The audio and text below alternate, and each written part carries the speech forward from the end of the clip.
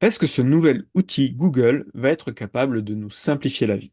Alors bien sûr, je ne parle pas de nous simplifier la vie dans ces aspects du quotidien, mais plutôt de nous simplifier la vie quand on travaille avec des études scientifiques. Comment faire pour mieux les comprendre? Comment faire pour mieux les apprendre? Bref, comment faire pour en tirer vraiment profit? Donc ce nouvel outil, c'est Notebook LM, vous en avez peut-être déjà entendu parler. En tous les cas, ça fait pas très longtemps qu'il est sorti. Aujourd'hui, il est gratuit et j'espère qu'il va le rester. En tous les cas, aujourd'hui, il est facilement accessible par tout le monde, même s'il est en version expérimentale. C'est un outil qui marche en français, et ça, c'est un gros avantage et on va le voir très vite. Donc plutôt que de vous en parler, on va directement aller sur la page de l'outil. Donc pour ça, il suffit, alors je vais partager mon écran.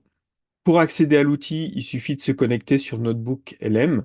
Donc là, il propose d'essayer Notebook LM. Donc moi, j'en ai déjà un, donc il va tout de suite arriver là où est le mien. Donc ça se présente comme ça. Chaque notebook finalement est un recueil de notes. Quand vous vous connectez pour la première fois, en fait, vous avez déjà quatre notebooks. Dans chacun des notebooks, si vous cliquez dessus, vous avez différentes notes, puisque c'est un notebook. Et ces notes, la particularité, c'est qu'elles sont écrites toujours à partir de sources particulières. Et ça, c'est vraiment l'idée même de l'application, c'est de ne travailler qu'avec les sources que vous donnez. C'est une différence avec ChatGPT qui peut aller chercher des réponses pas forcément toujours pertinentes ailleurs. Néanmoins, même si ChatGPT, on pourrait le configurer pour qu'il ne se réfère qu'à certaines sources, là, c'est le fonctionnement de base, donc c'est quand même assez confortable puisque c'est tout fait, mais surtout, on va voir que ça apporte plein d'avantages supplémentaires.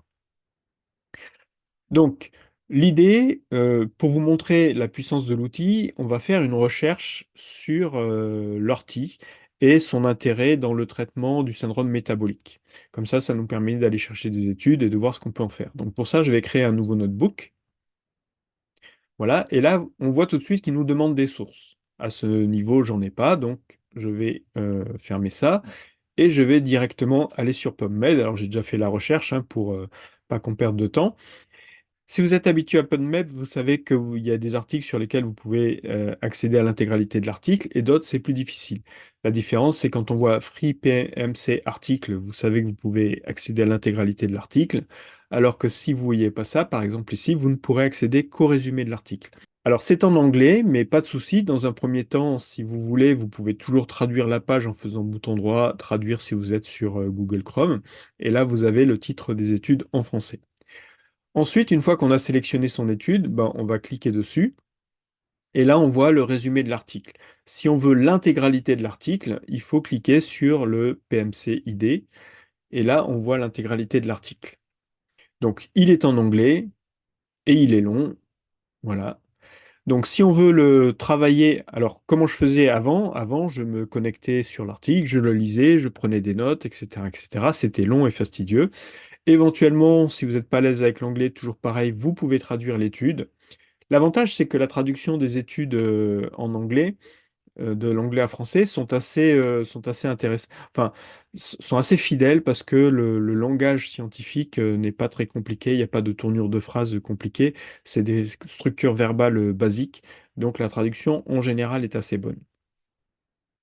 Voilà. Et nous, ce qu'on veut maintenant, c'est rapatrier tout ça dans Notebook LM. Pour ça, je vais télécharger le PDF. Donc l'article est, comme il est gratuit, il est accessible en PDF. Donc je clique dessus. Voilà, donc là, je vois l'article. Là, il est en anglais, c'est un peu plus compliqué, mais on s'en fout parce qu'on va voir que l'outil va très bien s'en arranger. Je le télécharge, voilà. Donc, il me demande où je le télécharge et je le télécharge, voilà. Et ensuite, j'ai plus qu'à revenir dans Notebook LM. Alors, pardon, il est là. Alors, pour simplifier, je vais enlever cette page-là. Voilà. Donc, je reviens sur mon notebook que j'ai créé et je viens lui ajouter une source. Et donc là, je peux lui ajouter ma première source.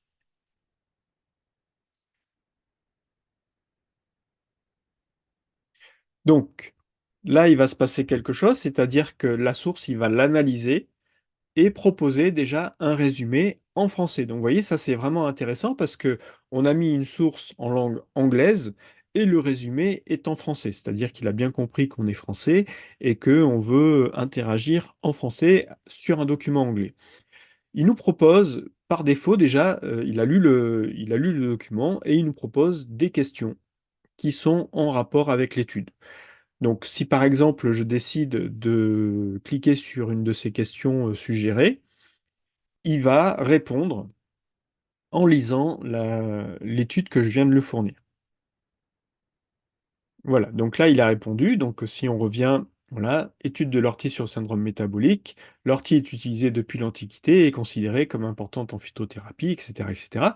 Et chaque fois qu'il affirme quelque chose, il dit où c'est qu'il a trouvé. Alors, évidemment, on pourrait dire, bah, j'ai qu'une source, il dit qu'il a trouvé dans la source. Non, il va pointer dans la source le paragraphe dans lequel il a trouvé l'information.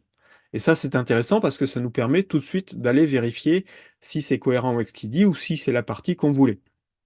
Donc, vous voyez, tout ce qui est affirmé là est référencé. Mais pour rendre la chose un peu plus intéressante, on va lui rajouter d'autres sources. Donc, je vais fermer celle-ci. Et celle-ci ne nous intéresse plus puisqu'on vient de la prendre. Ben, je vais prendre la deuxième. Je ne sais pas de quoi elle parle, mais c'est pas grave, je prends la deuxième. Pareil, je vais la télécharger. Voilà, voilà. Je la télécharge sur mon ordinateur. Voilà. Ensuite, je reviens, je reviens ici et je vais télécharger la troisième étude. Comme ça, on aura trois sources et puis ça sera intéressant. Voilà, voilà, voilà. Je télécharge, enregistrer. Et là, j'ai téléchargé mes trois sources que je vais utiliser. Donc, je vais rajouter donc la première source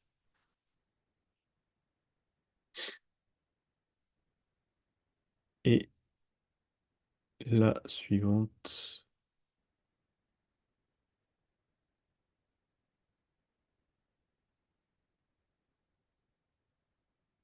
Voilà. Donc là, on a trois sources, c'est-à-dire que chaque fois qu'on va poser des questions, il va pouvoir se référer dans les trois sources. Et pour chacune des sources, par exemple, on voit qu'il a des questions suggérées.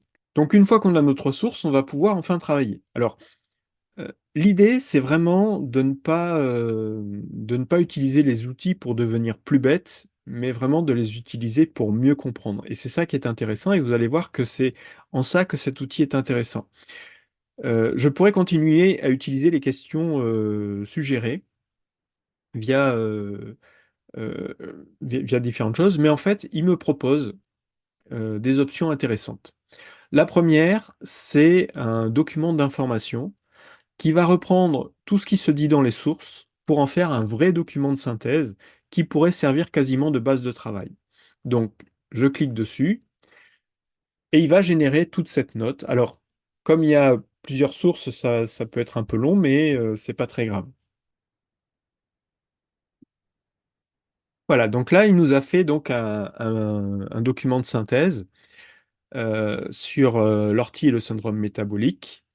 Et on voit que c'est assez pertinent, c'est-à-dire qu'il nous parle des propriétés thérapeutiques de l'ortie, la définition du syndrome métabolique, l'effet de l'ortie sur les facteurs de risque du syndrome métabolique, donc sur le diabète, l'hyperlipidémie, l'hypertension, les mécanismes d'action, donc l'activité antidiabétique, activité anti-lipidémiante, pardon, voilà, activité antihypertensive, les études cliniques, donc les études cliniques qui ont eu lieu, donc vous voyez, donc avec des références qui sont citées, donc ça c'est super intéressant. Et puis une conclusion, et puis certaines citations si besoin. C'est-à-dire que euh, rien qu'avec ce document, déjà, on pourrait apprendre beaucoup de choses. Mais on va voir qu'il propose aussi d'autres fonctionnalités intéressantes.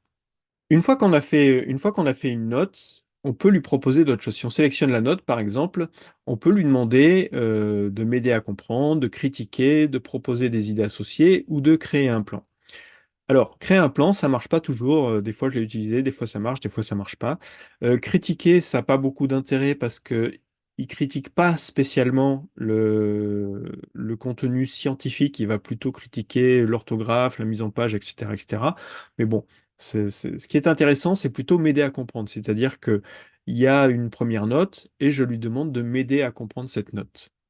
Donc là, il a fait un résumé qui va m'aider à comprendre. Donc ensuite, si je veux vraiment travailler sur les études, je peux également poser des questions. Par exemple, j'ai un champ de questions et là, il ira chercher les réponses en fait dans les sources que je lui donne. Par exemple, euh, est-ce que l'hypertension est toujours associée au syndrome métabolique? Voilà. Et là, il va me faire une réponse.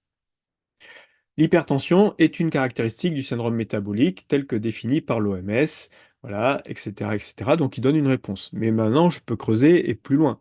Euh, Par quel mécanisme l'ortie réduit la tension artérielle?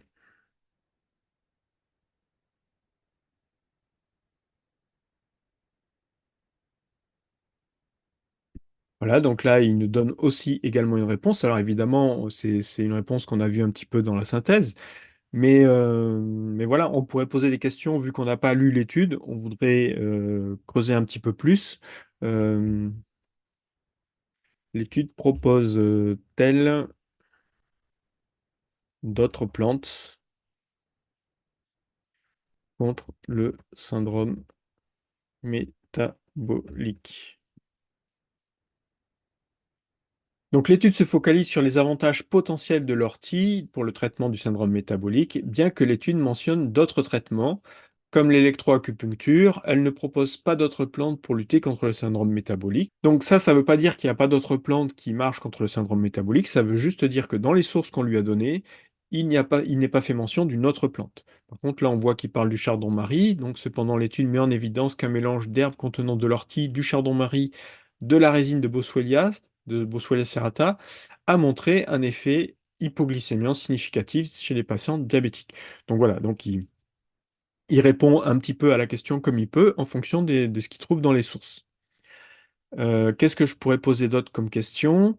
Euh, Par exemple, quels sont les dosages utilisés pour avoir un effet thérapeutique?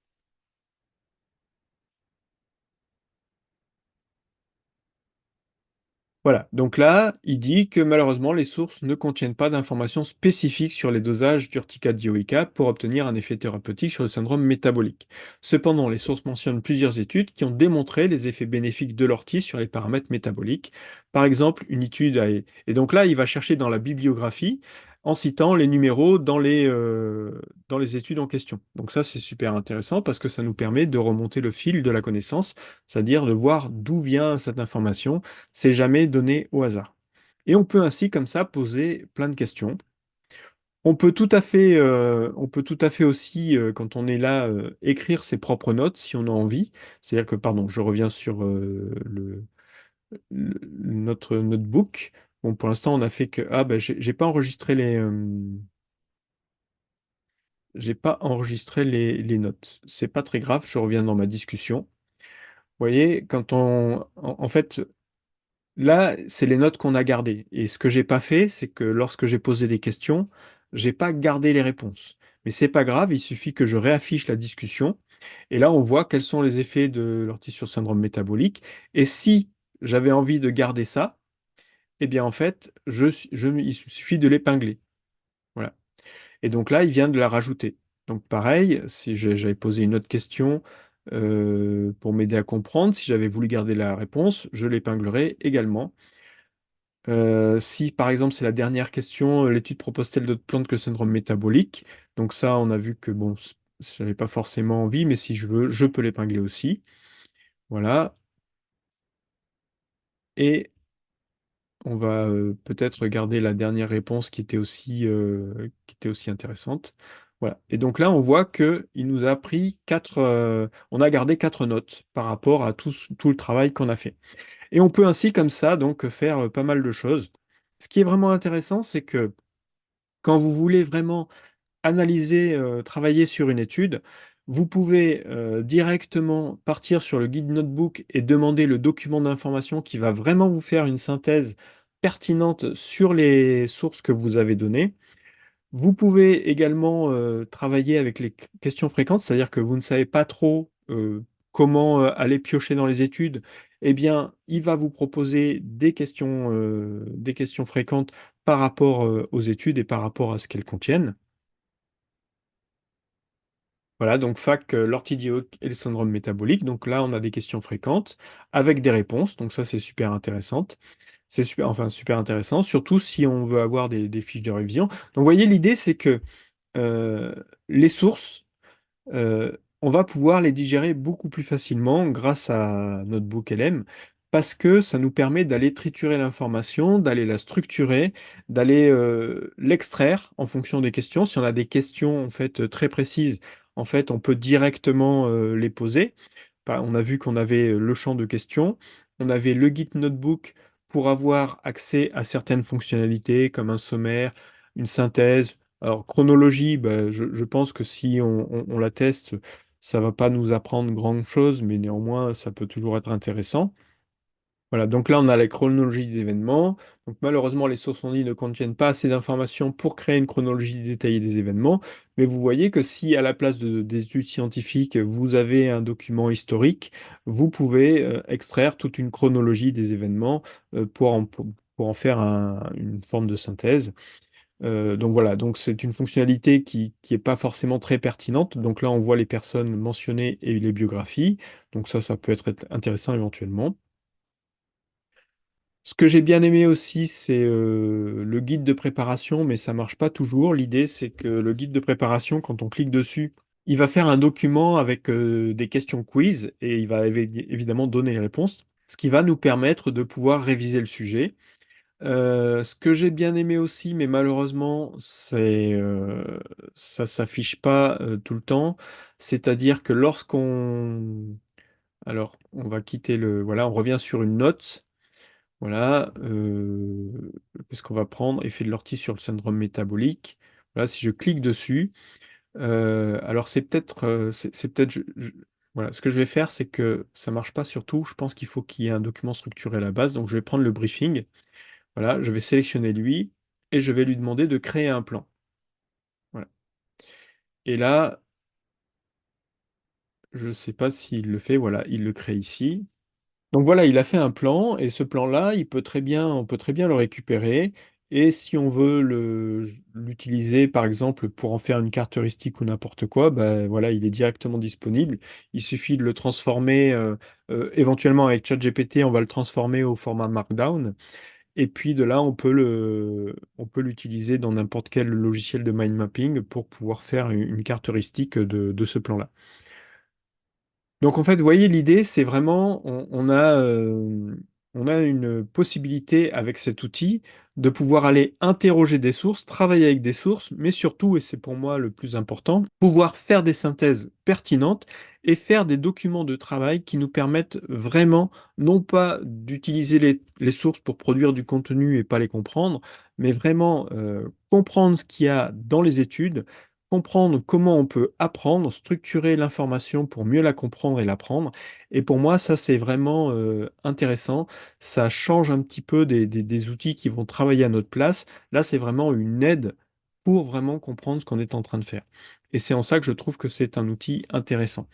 On peut mettre différents types on a vu qu'on pouvait mettre différents types de sources, hein. On peut mettre des documents qui sont sur notre drive, on peut mettre des fichiers texte, des textes copiés, on peut mettre des sites web, sachant que pour les sites web, ça marche pas à tous les coups parce qu'il y a certains sites qui bloquent l'accès aux outils d'intelligence artificielle. Donc là, des fois, ça marche pas. Donc quand un site bloque l'accès, qu'est-ce que je fais?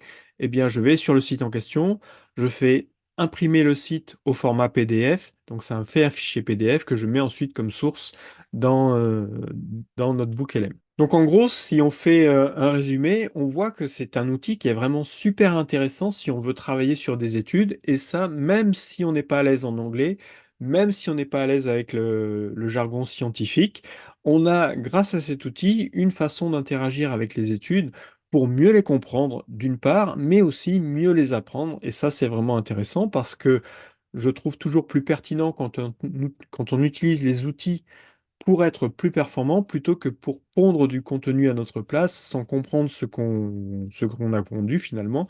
Alors que là, ça nous aide vraiment à mieux comprendre et mieux apprendre. Et ça, c'est pour moi, c'est vraiment le point clé, le point fort de cet outil. Il est vraiment simple d'utilisation. Vous l'utilisez et en 5 minutes, vous savez comment l'utiliser. Le plus dur, c'est finalement d'aller chercher les sources sur PubMed ou ailleurs.